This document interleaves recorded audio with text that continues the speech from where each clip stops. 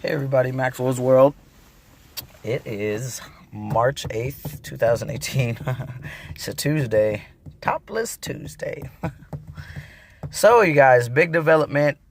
I talked to some people yesterday about my top surgery scheduling, and I got booked. It just happened yesterday. I am still grasping that this is happening. It's still sinking in. And there's a lot of positive things going on in my life, a lot of good things going on in my life, and I'm just doing the best thing I can and applying one foot in front of the other and a lot of breathing. So I gotta put in the forms at work for the time off. I'm a little worried about that because I've only been at this place for about a couple of weeks now. I think it's about to be 3 soon, right? Yeah. I'm about to be in a month on the 15th or the 12th or something around that.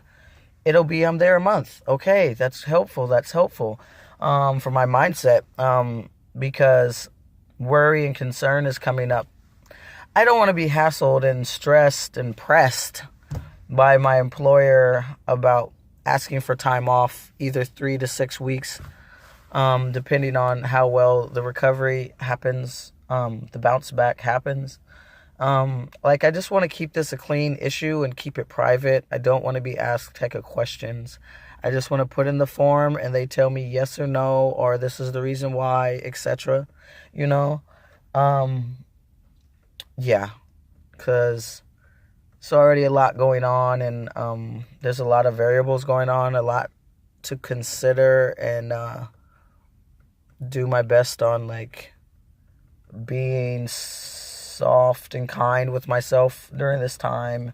And also my dad right now, I am really thinking about what my dad's thinking about in this moment. I feel bad in the sense of he's gonna be probably worried about me and this procedure, and that's the things he first expressed when I first started to transition and told him hey, I'm gonna get this surgery done and this is what it means and this is what will happen type thing. And he was super dramatic, and maybe dramatic isn't the necessary word. He was just being a parent and really expressing his concern about my health. And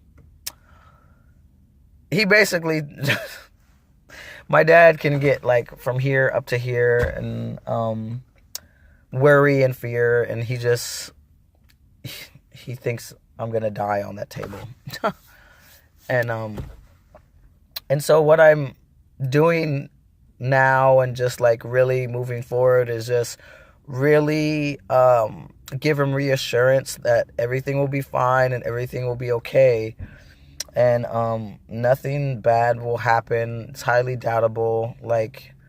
There's probability percentages, yes, but it's been more slam dunks in regards of people surviving and getting through the procedure and not having complications. With that said, I have heard of people having complications, but nothing fatal like that. And this is the mindset that I've received from the older generation too. He's not the only one, where people have expressed their opinions and perspectives and brought into the table real life situations of this is a possibility, right? So I take that in accord, and I take it very seriously because it is a serious thing and procedure that's about to happen. And I don't feel shaky about going into it. I know that I still want to get this done, and I'm very happy that it will be happening and it's in motion and things are getting cemented in. And I've started the ceremony more so of just having talks with myself and inner dialogues and prayer and intention set about releasing flesh that's been with me for all my life, and expressing gratitude and thanking these body parts and things, pieces of me, for being here.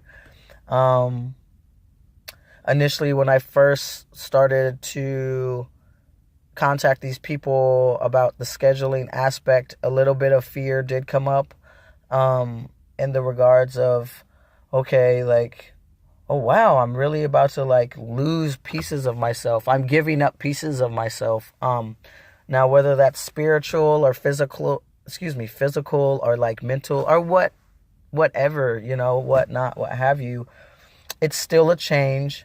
It still is a letting go process. It still is an acceptance process. It's still all these things.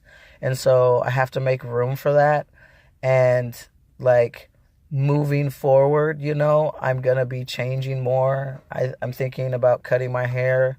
And that doesn't sound like a big change, but I've had long hair for more than half my life. I only cut it 3 years ago. 3 years ago, yeah, right. I only cut it like a year ago.